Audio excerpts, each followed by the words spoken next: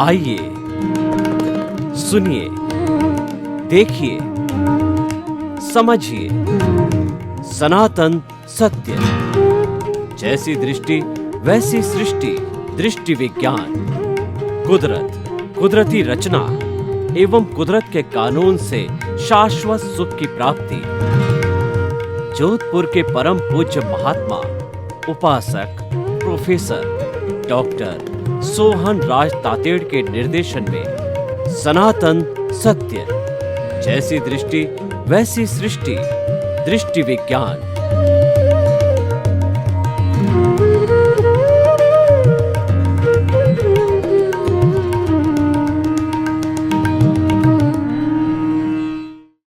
भाई और बहनों, आज का अति उत्तम विषय मानव जाति एक है। पूरे विश्व के अंदर 7.8 अरब की जनसंख्या है। उसके अंदर हरेक की बुद्धि अलग अलग है, जिसको कहते हैं मुंडे मुंडे मतिर भिन्ना। हरेक के विचार अलग अलग है, फिर भी मानव जाति एक है। तो इस एपिसोड के अंदर हम आपको वो सूत्र देंगे, वो मुख्य बातें बताएंगे कि मानव जाति एक कैसे है।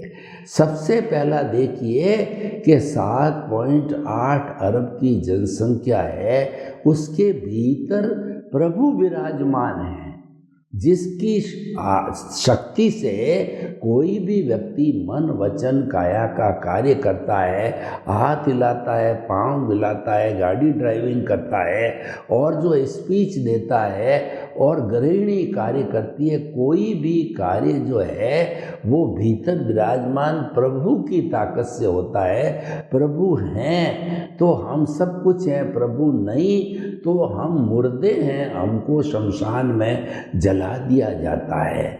तो सबके भीतर विराजमान शुद्ध आत्मा भगवान, मूल स्वरूप वाला द्रव्य भगवान एक सा ही है। उनको निर्दोष दृष्टि से दर्शन कर मैं नमन करता हूँ।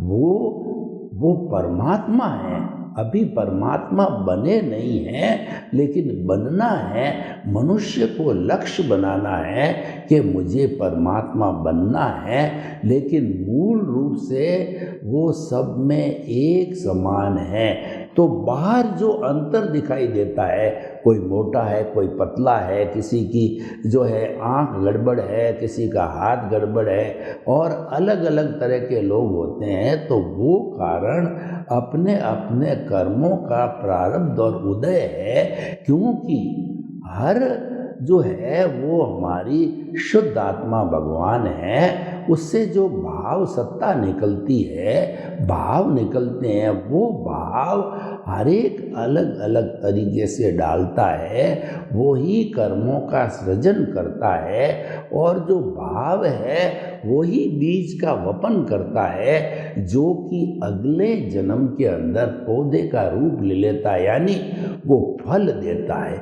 इस जन्म में बीज डाला जाता है भाव शक्ति से, और अगले जन्म के अंदर वो परिणाम देता है, फ्रूट्स देता है, रिजल्ट्स देता है। वो उदय और प्रारब्ध है, और वो हिसाब है, वो लेना है, वो देना है, वो डेबिट है, क्रेडिट है। और ये सारा लेने देने का जो काम करती है वो हमारी कुदरत है। वही संजोग जुटाती है। जब कोई लेता है, कोई देता है, सारा द्रव्य क्षेत्र काल भाव के आधार पर संजोग इतने जो है मनुष्यों का हिसाब लेन देन करने में सहयोगी होती है। लेन देन होता तो उनकी बुक्स के अनुसार, यानी जैसा उनका उपादान है पिछले जन्म का, उसके अंदर लेन देन के अंदर वो फेयर नहीं कर सकती। लेकिन जो उसके लिए संजोग होते हैं कि उन संजोग को जुटाती है कुदरत। तो भाई और बहनों, इस दृष्टि से मानव जाति एक है। दूसरा, जितने भी मानव है विश्व के अंदर, उनका खून निकाल करके देख लीजिए, हर एक का खून लाल होगा। किसी का भी सफ़ेद काला पीला खून नहीं होगा, तो सबके खून एक जैसे हैं तो फिर मानव जाति एक जैसी हो गई।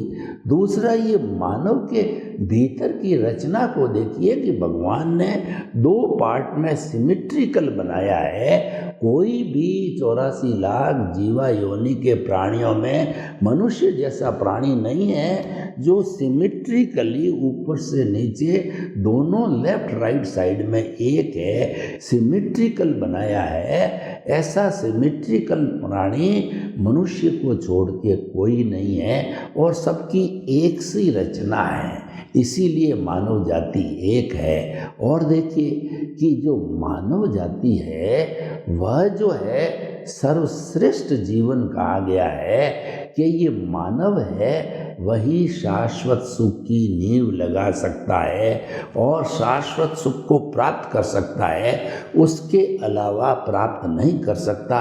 और हर मानव को स्वतंत्रता है कि वो प्राप्त कर सकता है। ऐसा नहीं है कि उसमें रिजर्वेशन है कि उस जाति के, उस धर्म के और उस प्रदेश के और उस भाषा के, उस जो है जेंडर के लोग जो है मुक्ति को या शाश्वत सुख को प्राप्त करेंगे, ऐसा नहीं है। कोई रिजर्वेशन नहीं है। हर जो आत्मा के अंदर अर्हता है। बात यह है कि उसके साथ जुड़ा हुआ अज्ञान समाप्त करना पड़ेगा।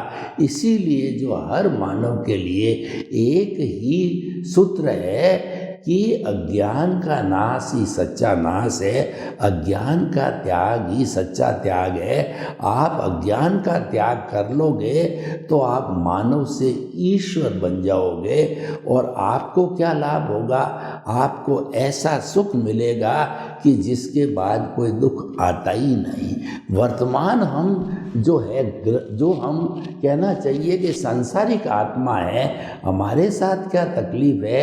एक तो हमारे शरीर है, इसमें दुख होता है, दर्द होता है और जो है परिवार का वगैरह कितने टेंशन आते हैं। इसीलिए ग्रस्त जीवन को तपोवन कहा गया है। सबसे ज़्यादा परीक्षा चारों आश्रम में गृहस्थ आश्रम की होती है। क्यों? यहाँ व्यक्ति को बहुत एडजस्टमेंट करना पड़ता है, बहुत सहनशील बनना पड़ता है, बहुत बड़े त्याग करने पड़ते हैं। तो इसी कारण ही तो ये शाश्वत सुख को प्राप्त कर सकता है, मुक्ति जा सकता है। जो व्यक्ति ज़्यादा समभाव की साधना करेगा, ज़्यादा जो है वो समता की साधना करेगा, ज़्यादा कष्ट सहिष्णु बनेगा, ज़्यादा सहनशील बनेगा, वो ही जल्दी मुक्ति को प्राप्त करता है।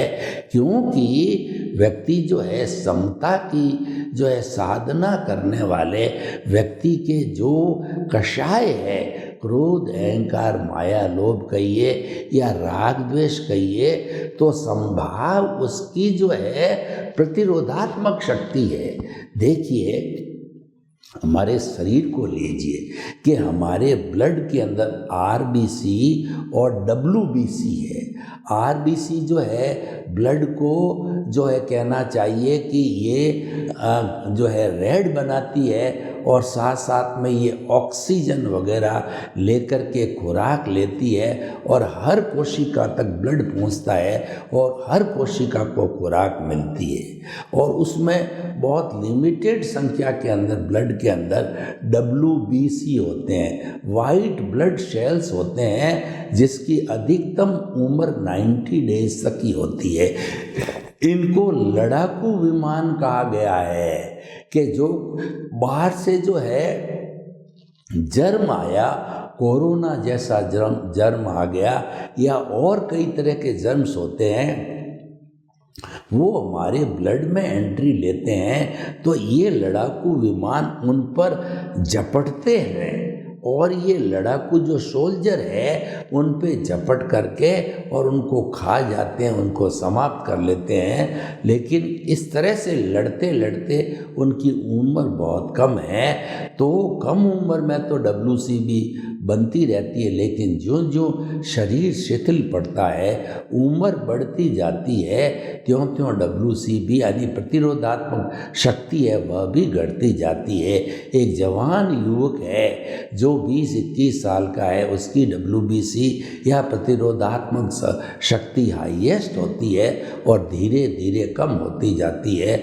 जिसकी प्रतिरोधात्मक शक्ति अच्छी होती है उसके ऊपर कोई रोग हमला नहीं कर सकता है।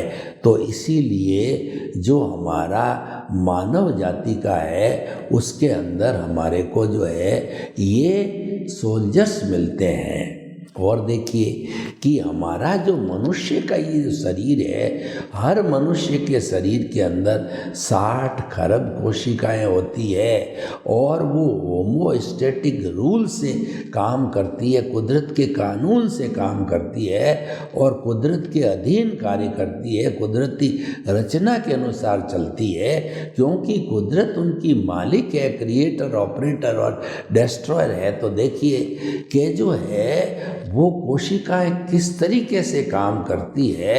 मान लीजिए कि मेरे जो है वो सिर में दर्द हो रहा है तो मैं एनासिन या सेरिडॉन कोई भी दवाई जो है पेन किलर को मैंने जो है गले के साथ उतारा, वो ब्लड में मिली, तो जहाँ पर दर्द है उसी जगह की जो कोशिकाएं हैं उनके मुंह को रिसेप्टर कहते हैं, वो मुंह खोलेगी और जो है खुराक के साथ के अंदर वो जो है पेन किलर को ले लेगी और बाकी जिस जगह पे दर्द है उस जगह को छोड़ करके पूरे शरीर के अंदर जो ये आएगा जो है वो पेन किलर वो नहीं लेती है।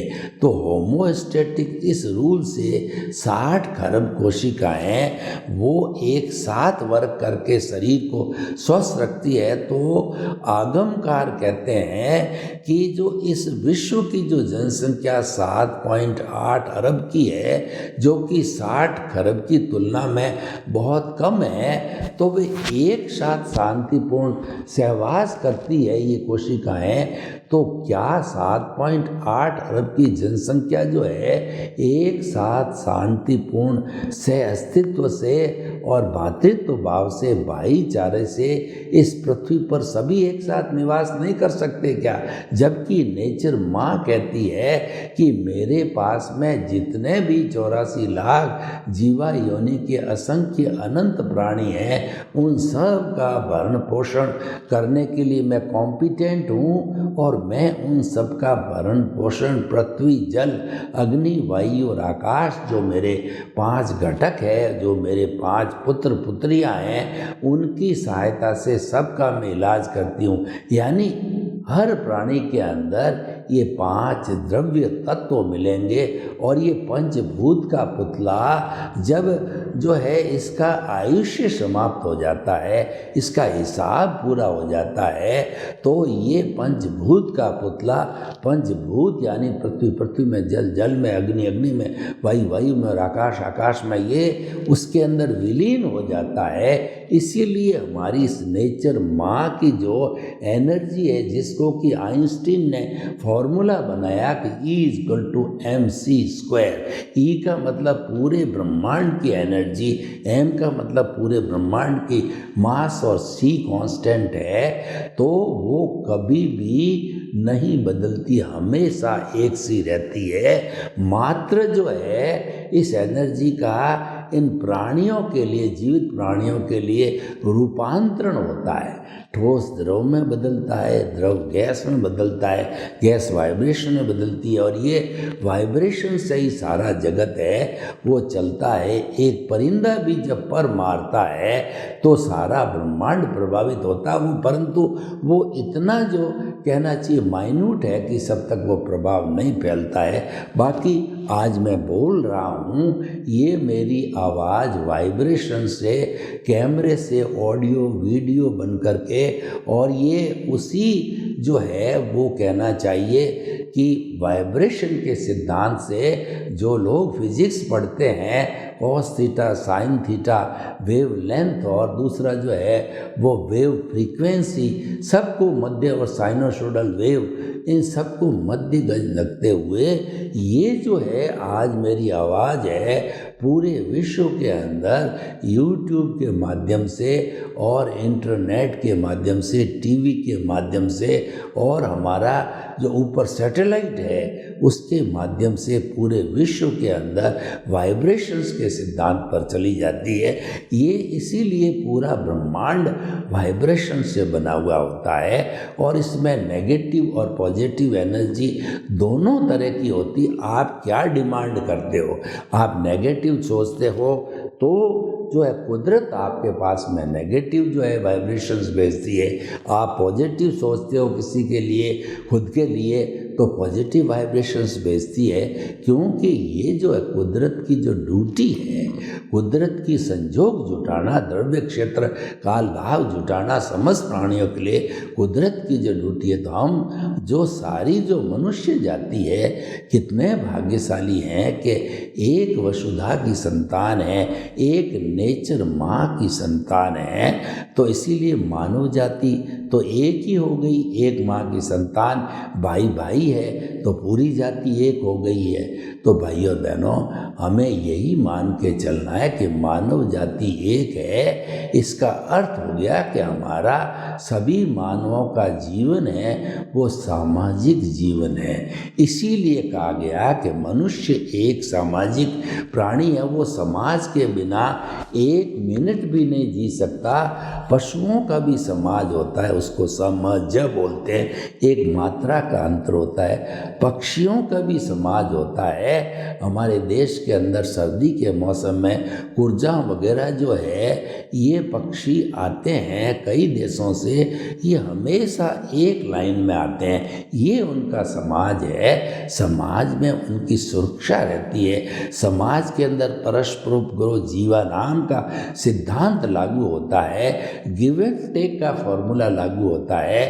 आप सहयोग दीजिए और सहयोग लीजिए। अकेला आदमी सारा उसकी नीड, रोटी, कपड़ा, मकान, शिक्षा, चिकित्सा है, वो अकेला व्यक्ति जो है ये प्राप्त नहीं कर सकता। ये कई लोगों के जो है सहयोग से आती है, और वो उपयोग सभी पूरी मानव जाति करती है। तो हमें जो है सामाजिक जीवन में ये मान के चलना चाहिए कि मानव जाति एक है, तो हमें जियो और जीने दो का सिद्धांत लागू करना चाहिए। भगवान महावीर ने कहा कि जियो और जीने दो, यानी आप भी जियो, पड़ोसी भी जिए, और गांव वाले जिए, देश वाले जिए, विश्व वाले सभी लोग जो है शांतिपूर्ण सहवास करे। भगवान महावीर ने तो यहाँ तक कहा है कि अपना सच में से जा मैतिंग हुए सो कप पाए, कि जो है आप मुझे मानो या न मानो, आप मुझे जानो या न जानो, लेकिन जो रास्ता मैंने अख्तियार करके तीर्थंकर बना है, 12.5 साल की तपस्या करके, सारा अज्ञान को समाप्त करके, जैसा मैं जो केवल ज्ञानी बना, तीर्थंकर बना, वो आप भी बन सकते हो।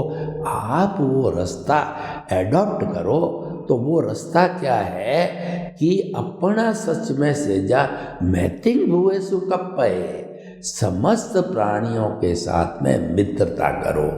मानव के साथ तो मानव के साथ तो दोस्ती करनी ही है, लेकिन समस्त प्राणी जो विश्व के 84 लाख जीवा योनि है, उन सबको अभय दान दो कि मेरी आवश्यकता है, इतने पानी की है, और इतनी जमीन की है, इतनी अग्नि की है, इतनी वायु की है, और इतनी आकाश की है। उसके अलावा जो है मैं आप मेरी तरफ से निश्चिंत रहें कि मैं अतिरिक्त हिंसा, मेरी नीड के अलावा जो है ग्रीड के लिए हिंसा नहीं करूँगा। तो कहने का अर्थ आती है कि मानव जाति का निभाव कब होगा। हमने ये तो कह दिया कि मानव जाति एक है, लेकिन सबका निभाव होने के लिए, सबको शांतिपूर्ण अपना अस्तित्व जीने के लिए तो पहली बात यह है कि आप किसी भी जीवित प्राणी के अस्तित्व को अस्वीकार मत करो। अगर आप कहते हो कि जो है इसका अस्तित्व है ही नहीं, आप उसको मार देते हो, किसी के अस्तित्व को अस्वीकार करते हो, यानी आप अपने अस्तित्व को अस्वीकार करते हो। इसका अर्थ यह है कि आप जो है एक मुर्दे बन गए हो, आपका कोई अस्तित्व नहीं, और आप दूसरे जो है किसी भी प्राणी का अस्तित्व स्वीकार करते हो तो आप हिंसा नहीं करोगे, आप चिंतन करने लग जाओगे कि जो व्यवहार मुझे अच्छा नहीं लगता है वह मुझे किसी भी मानव के साथ में नहीं करना चाहिए। ये एक मानव जाति एक का सिद्धांत बन गया।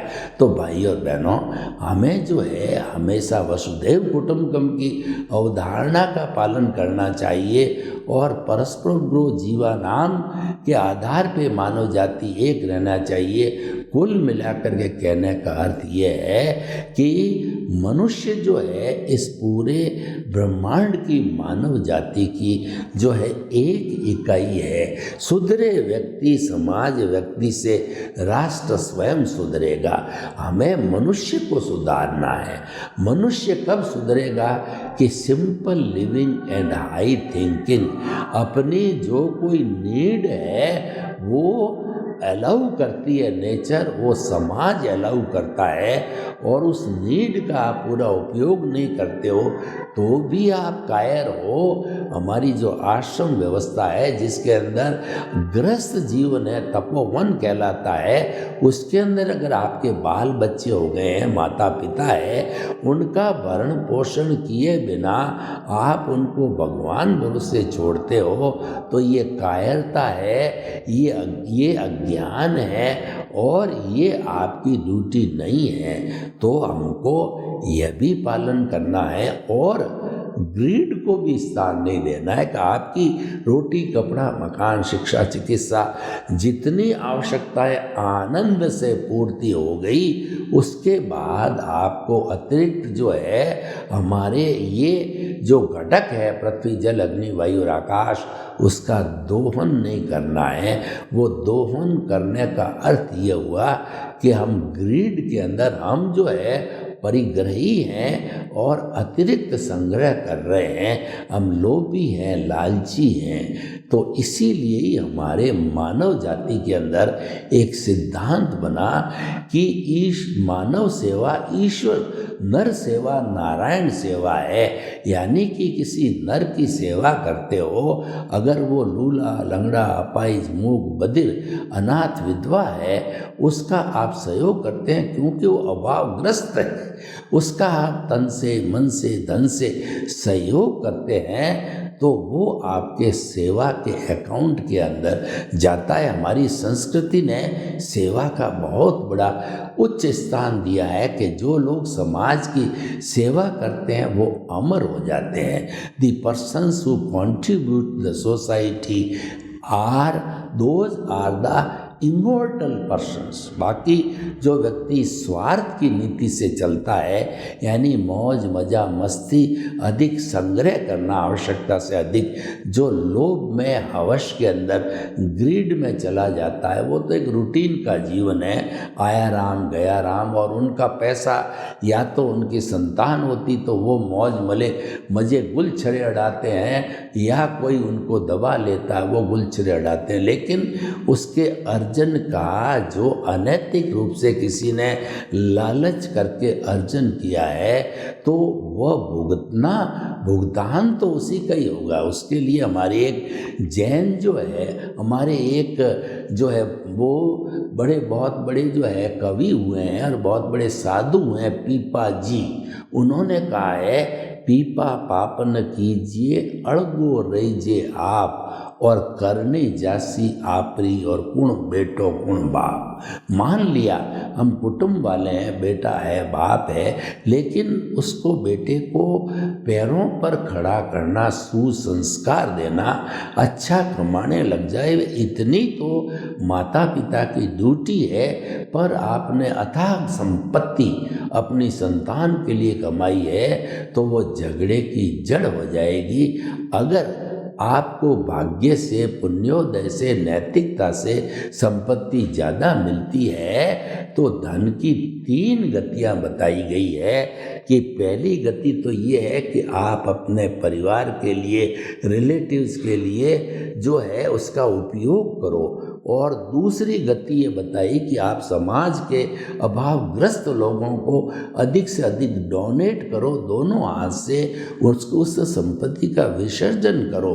और इसके बाद अगर आप नहीं करते हो तो ऐसा बताया जाता है एक समय आने पर वो संपत्ति ऑटोमेटिकली विनाश हो जाती है। और ऐसा भी कहा जाता है कि तीसरी पीढ़ी होती है वो उसका संपत्ति का विनाश करने वाली आती है। तो भाई और बहनों, ये सारा जो हमारा एक सामाजिक परिप्रेक्ष्य है, तो सामाजिक, क्योंकि विषय सामाजिक है कि मानव जाति एक है, तो हमने सारी चीज़ सामाजिक रूप में आपके सामने प्रस्तुत की है।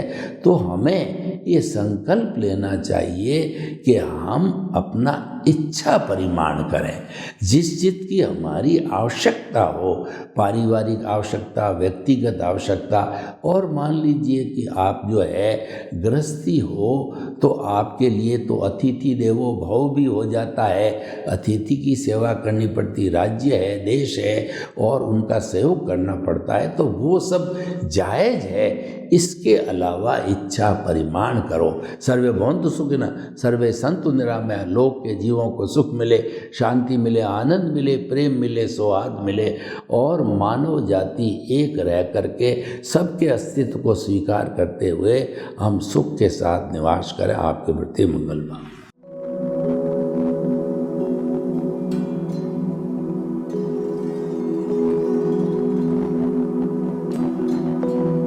एक ऐसा अंतर्राष्ट्रीय ख्याति प्राप्त मानव जो गुरु प्रेरणा से पिछले 20 वर्षों से वानप्रस्थ जीवन जीते हुए 24 घंटे मानवता की सेवा में संलग्न है। एक ऐसा मानव जो अभी राष्ट्रीय, अंतर्राष्ट्रीय टीवी चैनलों पर 7,500 एपिसोड के माध्यम से सनातन सत्य, आत्मविज्ञान एवं पुनरुत्थान, व्यवहार एवं निश्चय जगत के जीवनोपयोगी विषयों पर हृदय स्पर्शी प्रवचन कर चुका है। उस मानव का नाम है महात्मा उपासक प्रोफेसर डॉक्टर सोहन राज तातेड़। प्रोफेसर तातेड़ द्वारा योग, दर्शन, शिक्षा विषयों पर रचित पीएचडी स्तर के 250 शोध ग्रंथ भारत के 100 प्रतिष्ठित विश्वविद्यालयों में शोधार्थी पढ़ रहे हैं, तथा वे सभी शोध ग्रंथ वहां की सेंट्रल लाइब्रेरियों में उपलब्ध हैं। महात्मा सोहन राज ने अभी तक हजारों स्कूलों, कॉलेजों, विश्वविद्यालयों एवं संस्थाओं में सेमिनार, वर्कशॉप, कैंप लगाकर लाखों विद्यार्थियों को योग, दर्शन, शिक्षा का प्रशिक्षण देकर उन्हें सुसंस्कारित किया। डॉक्टर तातेड़ ने भारतीय संस्कृति उत्थान के 4000 से अधिक समसामयिक विषयों पर आर्टिकल लिखकर ऑनलाइन जर्नल, पत्रिकाओं, वेबसाइट्स पर प्रकाशित किया, जिसका उपयोग लाखों पाठक कर रहे हैं। उपासक तातेड़ के 5000 से अधिक आज का सुविचार, आज का शुभ संदेश, आज का मंगल भावना योग आदि चिंतन websites, Twitter, blogger, Facebook, YouTube माध्यमों से लाखों लोग अपना जीवन निर्माण कर रहे हैं। मानवता के मसीहा ऐसे महामानव महात्मा सोहन राज तातेड़ के प्रोफाइल को अभी तक विश्व के 20 लाख दर्शक यूट्यूब पर, 12 लाख गूगल पर एवं लाखों दर्शक फेसबुक, ब्लॉगर, ट्विटर और इंस्टाग्राम पर देख चुके हैं।